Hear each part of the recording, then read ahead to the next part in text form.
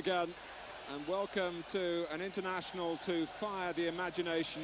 A formidable France returning to Wembley after an absence of 23 years. They're a major attraction, of course, but extra interest and the raising of some eyebrows at Graham Taylor's team. Only 4 of the side who did England proud in Poland are in the team tonight. Chris Woods in goal, of course. The Forest defenders, Des Walker and Stuart Pearce, who is honoured with the captaincy, with Gary Lineker left on the bench, and Jeff Thomas in midfield. Rob Jones, Martin Keown and Alan Shearer take their first international steps. David Hurst and Nigel Clough, still relative novices at this level. Mark Wright and Neil Webb set out again after interruptions through injuries. Well, France have made no concessions because of the European Championship confrontation in June, but Michel Platini has lost 3 of his regular team to injuries. So in goal, Gilles Rousset is chosen for only the 2nd time. Christian Perez is picked on the left of midfield, and Eric Cantona is needed to support Jean-Pierre Papin. Cantona's fitness fortified by 2 games for Leeds United, both friendlies at the end of last week. Charge of England against the Republic of Ireland in Cagliari in the 1990 World Cup finals. Well, the conditions for this February friendly much better than last year, when Cameroon came here in sub-zero temperatures to take it. His 77th international, beating the mark set by Max Bossis.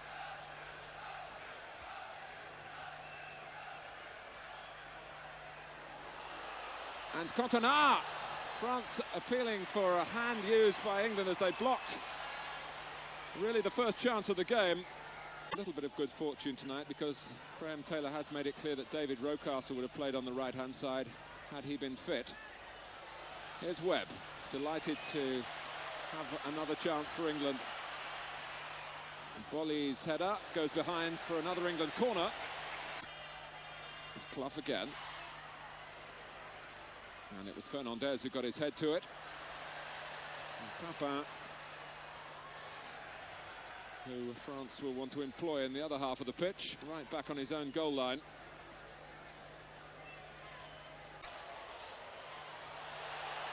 Well, Pearce's header has dropped in play. Thomas had to bend his run to get it.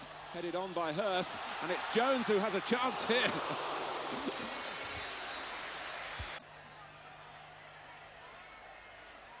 Now Fernandez. Plenty of movement from France. They're all in front of the England defenders at the moment. Clough trying to get a tackle in. Wright comes out forcefully. Webb has only 1 ball on forward, and he had to make space, and in the end couldn't play it. France have a player down hurt, and Angloma has knocked the ball he hoped out of play. And it's Fernandez who's hurt. Michel Platini, Gérard Houllier, his right-hand man, and very much an Anglophile. Had a spell as a teacher in Liverpool. Well, Fernandez is having a bad time at the moment. He was sent off playing for his club Cannes at the weekend, and here he is down injured. And not a time to want to be out of the picture with France. As you saw, their record under Platini is really superb, and yet he started with 4 games without a win. Now Shearer, faced by Casoni. Alan Shearer with this marvellous record at under-21 level, which includes, incidentally, scoring a winning goal against his equivalents from France at that stage. That was last summer. Casoni is waiting for the ball perhaps to be rolled onto his left foot, but it goes to Papin, who is such a student of the way he scores his goals. Down under. To call an inside right position. As for Angloma, Pearce is in the way for England. Clough. Thomas under pressure.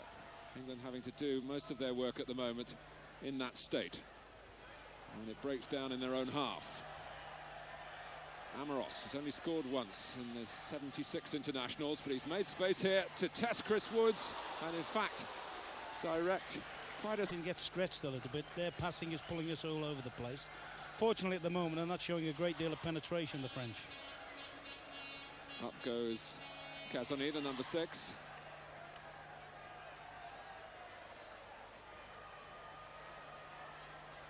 Oh, and Woods. Ball. England trying to play the quick tempo style of play that Graham Taylor calls for from them when they do get possession, but it's not easy. That was a late challenge there by Bowley on Webb. And that must make Manchester United wince, having lost Webb, of course, with that Achilles tendon injury in Sweden for so long. And Webb desperate to play for his country again. And if Bowley had really connected with him then, well, that might have been the end of the match for him. As it is, it was certainly a nasty moment. We do need 3 central defenders at the back. Here's Cantona after Nigel Clough had lost his way. Deschamps, Papin's in the middle. It's across the face of the goal safely for England. Frustrating for France. For years. It was a nice touch when France played their last match. Bossis came onto the pitch before the game and presented Amoros with a gold watch as a souvenir. Here's Papin going in, and Wright went with him just enough. If they could pull a goal out of the hat here, and there's no one better at doing that sort of thing than Pearce. But it didn't quite come off for Graham Taylor's captain, being the man in possession, but by his own admission hasn't been playing too well recently for Arsenal.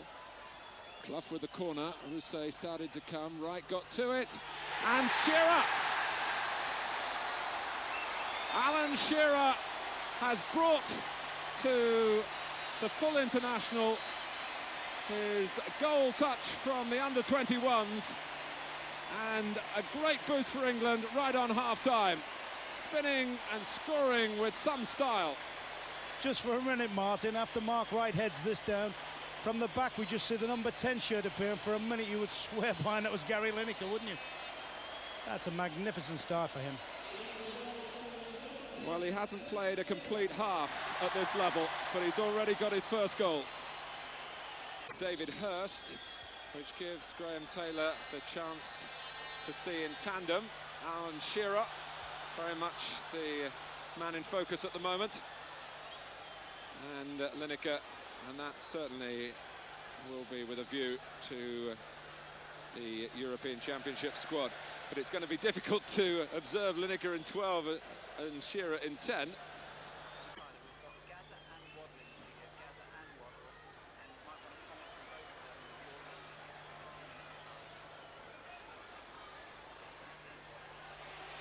Lineker, and it's Thomas, brilliantly played by England. Rousset started to come, oh, and Thomas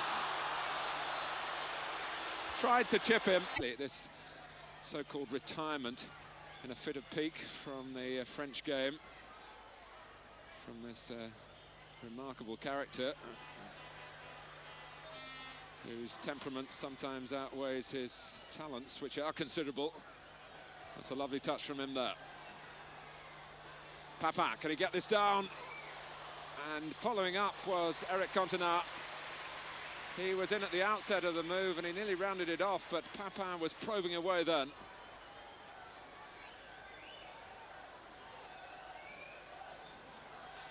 Yes, that's a good ball in from Perez. Papin can't quite, he's pulled off Des Walker's shoulder, can't quite get quick control, but full marks of Cantona there. Lineker, he's in. And he's put it wide by a matter of inches. And with the records getting closer and closer, the misses assume greater importance personally. Yeah, well, you don't believe that. Gary Lineker certainly doesn't believe that, and I don't, because I would have put any money you like once it was in that position that has gone through a hole in the net or something. Anglemar. There's Eric Cantona, who's been talking to one or two Leeds players who have been dusting down the substitute. Lineker is being forced wide. That won't put him off. In the end, it was going across the goal, and Casoni. How much can France fight in this situation? How much are they prepared to do so? Amoros giving you a pretty quick answer. Or the full French line up by a 1-0. Webb, that's a fine ball for Shearer. Lineker joined by Clough in the centre. It comes for Clough! And Lineker, oh, and Lineker! 2-0. And whether he starts or whether he's a substitute, the outcome is still the same. There's still plenty of life left in Lineker. Well, that's an excellent ball in from Shearer. Beautifully struck from Clough. He will have thought he'd scored. There goes Lineker. 1, 2. Nothing's going to stop him scoring. And nothing, it seems, is going to stop him breaking Bobby Charlton's record. But look at this. This is sheer power from the lad Shearer. You know, he's got his tail up after his goal.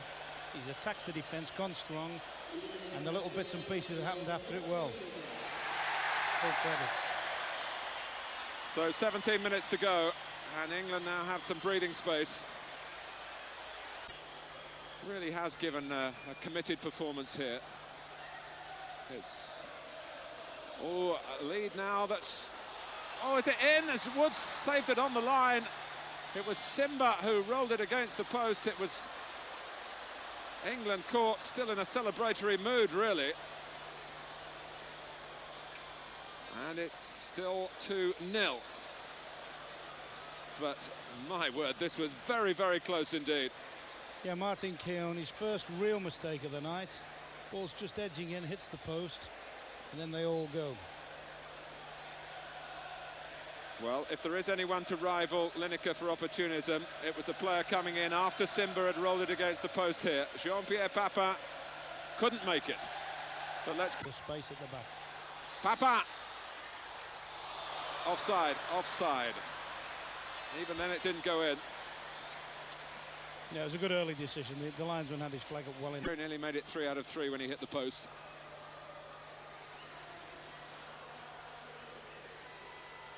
Here's Cantona and Bolly. The game has been stopped. Enjoyment in the closing stages, and maybe a third goal yet. Are we being greedy?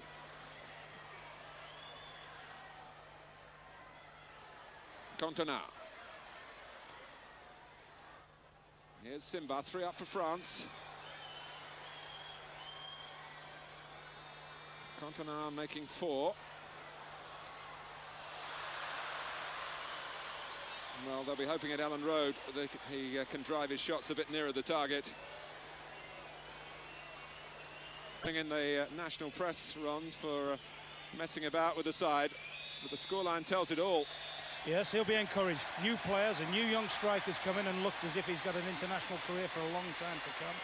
And the other thing that will encourage him, Martin, is the fact that one of our biggest competitors in Europe, in Sweden, France, looks as if they don't have the teeth for a big competition. Well, England have become the first country to beat France in almost 3 years. The goals from Shearer and from Lineker justifying Graham Taylor's team selection. And 4 months away from the meeting in Malmo in the European Championship, what psychological advantage can be gained from such an occasion as this is undoubtedly England's. The target of selection for Sweden, a great motivation for a number of the England players in this experimental lineup. And the outcome, a victory over currently Europe's most successful side.